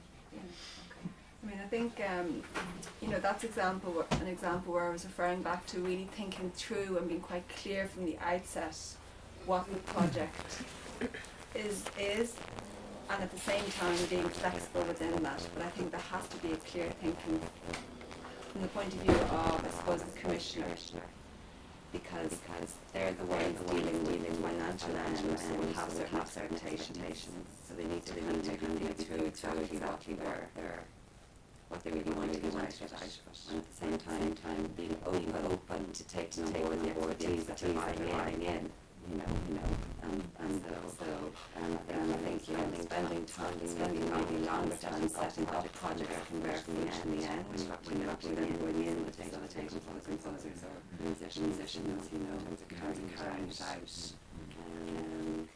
And my question around this was, that ownership thing. I suppose it's at those various stages of, as a commissioner, you almost set a greenfield site, and then you hand it over to the composer, and then the process of that then creates the ownership with those that make and create the music. So that was really what my question was about. That thing of ownership is shared, but possibly rooted very much with those that are making and creating the music, which ultimately are the participants in the third model. Absolutely. And I think I think it's a really good process to go back to people after a while and ask them, because immediately afterwards everybody's enthusiastic. It's great when you go back, a year, 5 years, 10 years. Like, why did any of us get involved? It probably was something that inspired us. It certainly was with me anyway. You won't know. We won't know the outcomes of some of this for years to come. Did you have a point, Peter? I was going to make a couple of points about the practice. First of all, I was actually very lucky starting. The way I got into this work was I was actually asked to help in another capacity with some technical aspects of a project. This was back in York, I don't know, a long time ago. And so I was working with someone who worked with children all the time, and she was a teacher and a practitioner and a performer, but not a composer.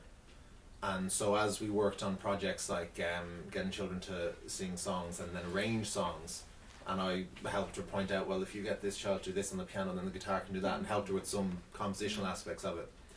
And so increasingly we started to work together, and we eventually started doing projects where she was with the secondary school and I was with the primary school, and we'd do a show together at the end. But this is about a point that Elaine made earlier about that for some composers running a class can be a very stressful and overwhelming experience, and by working with someone who really specialised with that on a number of projects, I learned so much from her and got more and more comfortable with it, and realised, I was enjoying it, and other schools started inviting me back to do more and more projects, and that's where I got the confidence to do that sort of thing, because it certainly, absolutely, I remember the projects that really overwhelmed me at the time, the first time in fact that I was left on my own fire, but by working with someone who was completely comfortable in that environment, so I could be the creative side of things and she could be the manage the classroom side of things, and increasingly we learned a lot from each other and then started working separately. The second point I was going to make is just that part of one of the things I love about this work is that the workshop itself can be a creative experience, and I almost never go back to old workshop formats.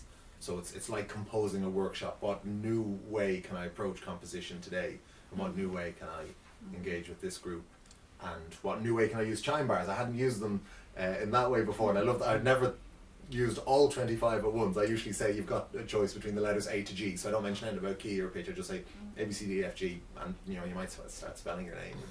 So and then using them in different structures and things. So I'm always, it can be you can take a creative approach to how you even run the session and explore new creative ideas in that way as well. Great. And I think if I could just make a small point in there, I think it's rarely a good idea for the composer to be doing a kind of a solo effort in one of these projects. I think it needs a team or two others, but I think it's very hard unless it's a small group in a really comfortable format. It's very hard for one single creative person to go in and work with a group, because even in your case you were working with Zoe Conway, highly experienced trad player, and also teacher, and also Barry Hines, a kind of multi-instrumentalist music tutor in Louth, and I think it was a real help, wasn't it? Oh yeah, because I think when I started doing this work for a good 10-15 years, it was only ever just me. And it's exhausting. Yeah, I'm sure you must find that you come out, if you're not exhausted by 2 hours, you're doing something wrong. Quite a bit of respect for teachers at the end of it. You do this 5 days a week. Yeah, like all year, like for 50 years. Yeah, When you can collaborate with other musicians, and I think that's what's really lovely about the music generation model, is that whether you're working with people like Zoe, other facilitators, or you're working with the music generation tutors, it's great. So I think it's always worth trying to structure that in, and whether it's, we've been talking a lot about working in schools, quote unquote, it doesn't always have to be that.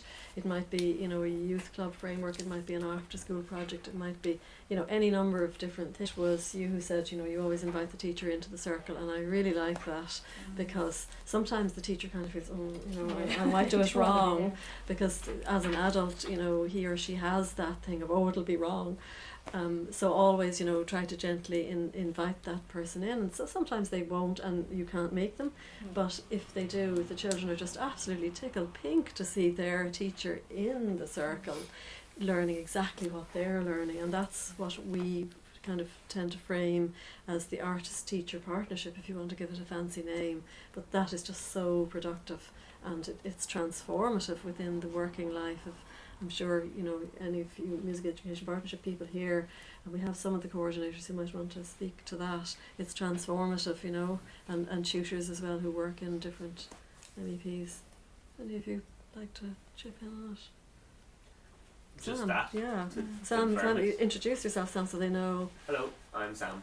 Sam Kavanagh. I'm a tutor with Music Generation. Your many hats. And a composer and other things as well. Yeah. And just to confirm that point, it's nice to acknowledge and give the teacher in the room an option, if you're going into a classroom, an option to participate. Whether or not they physically participate is not necessarily the point, but they know that they're part of the process and they're part of it. And I know that it's happened in one of my schools in Dublin. In the beginning, I kind of just didn't interact with them because I was getting on with my thing, but now there's a bit more of a back and forth about what project we're working on towards the end of the year, and they're kind of more excited about it. So we're doing a project with a children's storybook. I won't get into details of, but you can ask me later. But they're more excited about it. They have questions about it every time I come back. What are you going to do about this one? Or what are we going to? Or some of them were even working during the week. Not that I said to, but just they work with the children during the week about similar themes that we're covering with this story and with the music that we're covering, and then by the time I get back to them, they'll have practiced singing a bit more, and they'll have done other things around the singing, and it's kind of the children's equivalent of the way a choir might go to the pub after rehearsal. Like it's important that during the week, outside of the official rehearsal time, there's some kind of connection to what you're doing.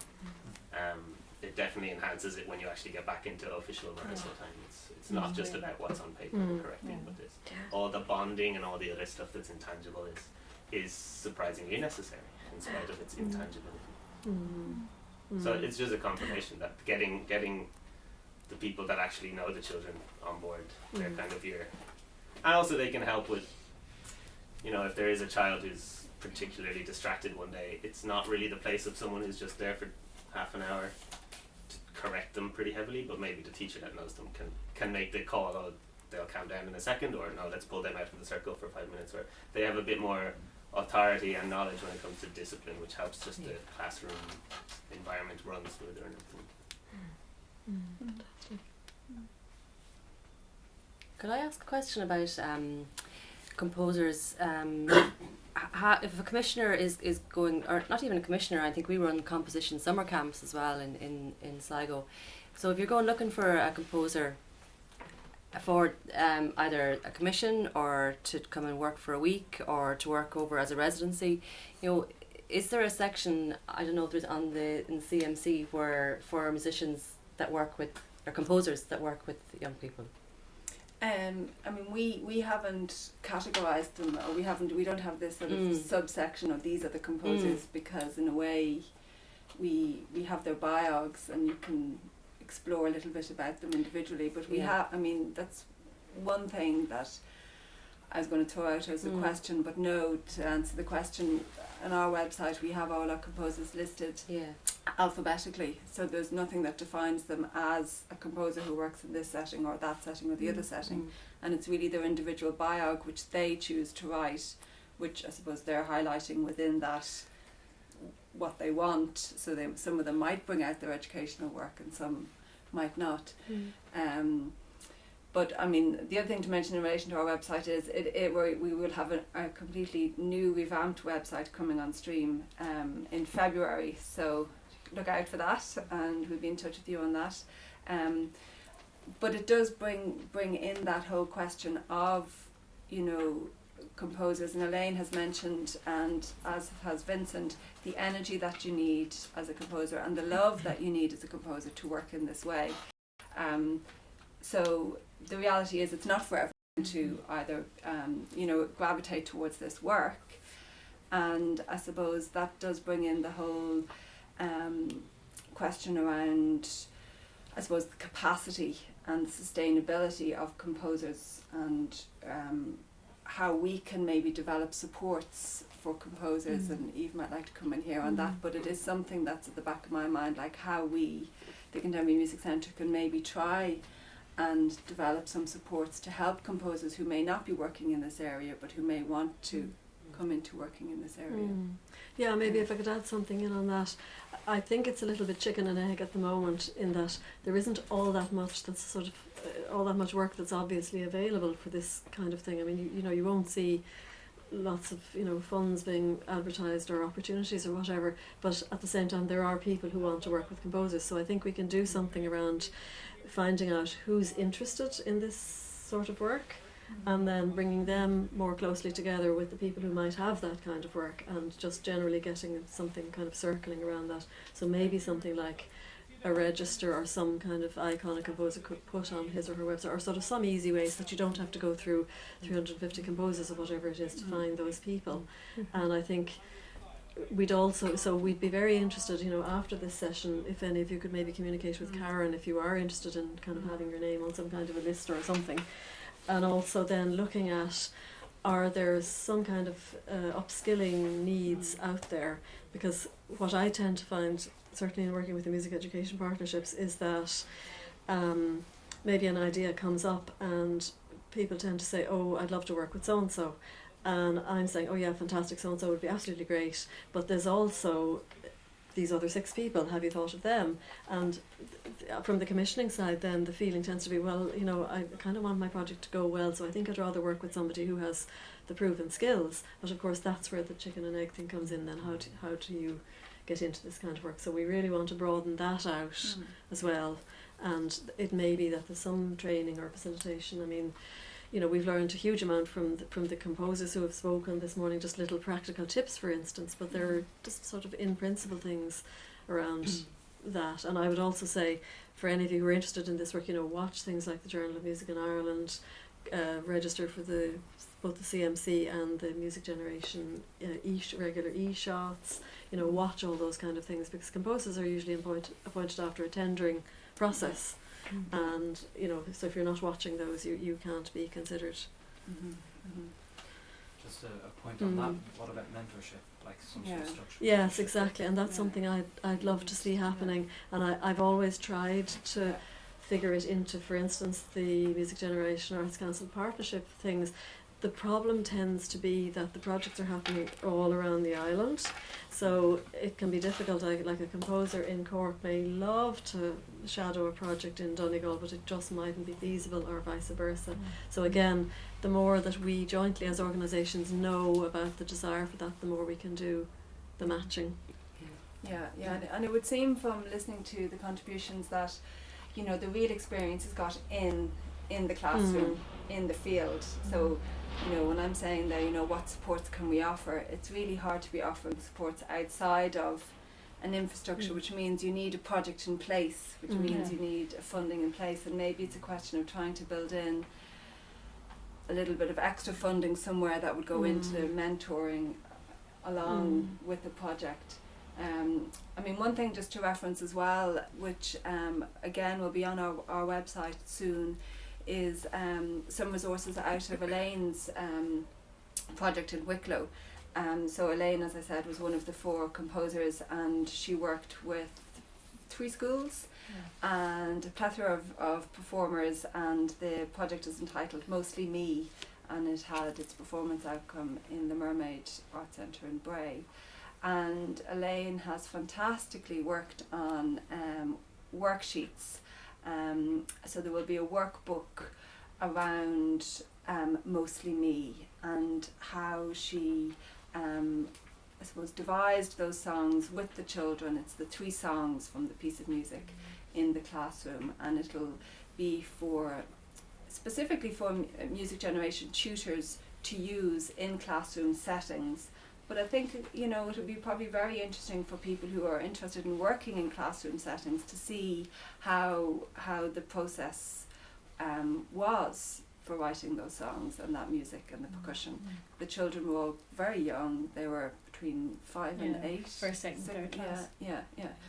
Yeah, so that's a resource that we will be promoting on our website, and will be coming on stream soon enough. Yeah. I suppose just in terms of mentoring and having opportunities for composers to be mentored by other composers, you know, if it's established, as it seems to be here today, that there is a real appetite among composers to have mentoring opportunities, I think that's something that will probably commissioners thinking of projects will, you know, it'll be and not to be kind of thought of afterwards when it's kind of a bit too late then to incorporate that into it. So if we can establish that there's a clear appetite for it, then I'm sure that will be something that every commissioner can take on board and just make it an integral part of the project, rather than an afterthought, which sometimes it is when it's not known, you know, the appetite. Exactly, that's a great idea.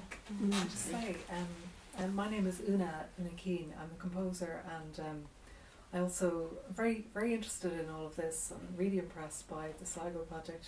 The opportunity for kids to be involved with an orchestra, I think, is amazing. I'm just working on an album of piano compositions now. I was lucky enough to have time over at the Irish Cultural Centre over the last year. I've gone over 4 times in Paris. But it's my first album, and it's taken me a little while to see myself as a composer, so that's great. I've also been involved in music education for the last 12 years. I set up a small music school in Kilmainham just down the road called the Piano Room, and we now have 4 people working with me, and we've over 80 to 90 young people learning piano, classical guitar, singing, but it's very creative. Everybody who works with me is either a composer or is involved as a creative person, and we've been able to have 2 concerts in the National Concert Hall at Donald Field Room, and I also run a creative arts camp in Inchicore College the last 10 years, and a big part of that will be what Elaine has been talking about, is really getting kids involved in writing and creating and not putting any labels. But it's been really interesting just hearing what's going on, because I suppose I've been doing my own thing as a teacher, a Department of Education teacher, although I come from that background at home, so many teachers in my family. But it's just, thank you very much everybody who's spoken, and I'd be very interested in opportunities, although I'm very busy, but I just like the idea of linking in with community in terms of schools. I didn't realise these kind of projects took place. Yeah, I think there is an appetite for sure. Maybe talk to Elaine. I suppose, you know, the philosophy that you were speaking about, learning by doing for the children, it's kind of the same for all of us in whatever environment we're in, you know. Exactly. You learn so much by just shadowing someone, and, you know, it's the same philosophy. It comes out.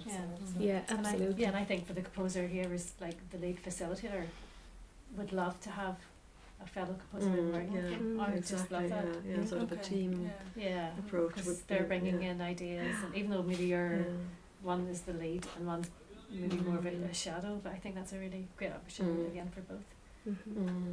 That puts the structure then on unheard people becoming heard about people. Yes. Commissioners can confidently commission them because they assisted on the last one and so on. Yeah, exactly. I mean, we're all the same, you know, if we're looking for somebody to, I don't know, you know, fix the roof or something, we tend to ask like, they fixed your, they were good at that. Yeah, he was your recommend. Exactly. So, you know, we do need to broaden it out, because I know there are people around who would be excellent at the work, and it's just making those introductions. And also just to say that you'll find quite a lot of really nice video examples on the Music Generation website from projects like this, and on the Facebook pages of the different partnerships, as well as the Arts and Education site. And no doubt the CMC site from the Wicklow projects and so on. So if you just want to, you know, just seeing a snippet of the work in progress is, I think one learns. Classroom. I'd love to see composers, if they have time in to do a weekly program, to apply to be on the music tutor panels for the different partnerships, because we have a big schools program in Sligo where we go in and it's instrumental or vocal tuition, and it's a 26-week program. So our tutor goes in and there's kind of a half an hour of activities and theory, and then there's teaching the instrument, whether it's the keyboard or the cello or the violin or the recorder. But when I have a composer section, so I think schools would love that as an option. Just say tick the box that we'll do a year of composing. So if there was a composer, that would it'd be great to see that. And I'm not aware that there are really that many composers on panels. Well, we are. Yeah, I was going to just follow on from what Rona said. Music Generation. My name is Paula from Music Generation Carlow, and our composition work in Carlow over the last 3 years hasn't been anything to do with the Arts Council partnership. So it's something that's happened from the ground up, I suppose. But what I am interested in, which links to what Rona has said, and if we're thinking of developing models of best practice or effective practice, is the question of what's next. So we've done projects in Carlow, but the idea around how does composition become more than just a project and an experience on a one-off experience. It might be over a period of time, but that's it. So how does it become more mainstream from the young people, and especially if they've had a really positive experience and they're looking to compose on a more regular basis? How does that happen, and how does it not become just a one-off experience for them, so that they take whatever it is they've learned and what we've all learned in the process, and that becomes a more regular music making performance opportunity for them. We don't have a weekly event around composition in Carlow, but we do have a Young Composers Club that have met monthly or fortnightly actually for the last 2 years, and that came out of a project that happened with Linda Buckley. So I think that the what's next is very important, and it's something that I would be really interested in looking long term for and with the young people in Carlow anyway. I think that raises really important questions for approaches to pedagogy across vocal and instrumental learning. If you take, if you've been trained classically and you go through the grades and so on and so forth, and you do your musicianship and your theory and your ensemble, composition isn't something that you've grown up with necessarily in that approach. And in many projects that I was involved in previous roles that I held, we kind of challenged that whole notion of using composition as a way to educate musicianship, as opposed to composition just being a project that you were involved in. So I think your question, Paula, raises questions for the breadth of vocal and instrumental tuition, and to what extent can composition be a central part of the experience of educating musicianship in the holistic sense. I think that it raises that particular question. Second thing, it's just an observation. Sometimes when we talk about composers and composition, that language is very much aligned to classical music and classical approaches to pedagogy. But composition, is it the same thing as songwriting, as rapping, as whatever it is? So when we talk about composition, it's not necessarily aligned to any one genre. We're spanning all genres of music and all approaches to making and creating music in many different ways. So with that, just going back then to the question that I was prompted to ask from what Paula said, that word composition and how intrinsic it is linked to the approaches to teaching and learning music across genres. If you're a grassroots musician and you're a young person and you're writing your own music and teaching yourself how to figure out chords or whatever it is, that's a very valid way of composition, in music education as well. So I suppose it's how can the diverse approaches to teaching and learning capture all of the experiences that children and young people have in that very broad word that is composition. So it's just it's a different way to think about it, perhaps. Yeah, so I think we're coming to the end now, but I just wanted to reference two things that I should have mentioned earlier. We do have a hashtag, but it's a way of keeping in touch in the days and weeks to follow. So it's best practice music ed, ED. And many thanks to Leanne here from CMC and Aoife from Music Generation for keeping all the social media alive around today's event and keeping it going afterwards, I'm sure. We also did trial live streaming for the first time in CMC, and many thanks to Jonathan as well for that. And it's on our it's on YouTube /CMC Ireland /live. It stays up there. So if you want to look back at yourself, or if you want to re-listen to anything, it stays there, you know. So it's there, and there were many people who couldn't come, the very nature of it being during kind of times when people teach and who are working in education in different capacities. So I know that there were going to be people dipping in and out of that today. So that's great that we were able to accommodate that. And CMC is delighted to be continuing this conversation with Music Generation and with Music Network, and we will, after today, look at, as we were saying, developing those guidelines and having something which we can circulate to you and make available publicly. So if there is anything that you would like to communicate to us on in relation to that, feel free to email whoever your main, if you've been in touch with me, email me, or if you've been in touch with Eve or Deirdre or anyone in any of the organisations, your thoughts, because we will regroup on it, and it would be great to have any input. So thank you all very much for coming, and I just want to thank everyone else in CMC who helped with today. Thanks a lot.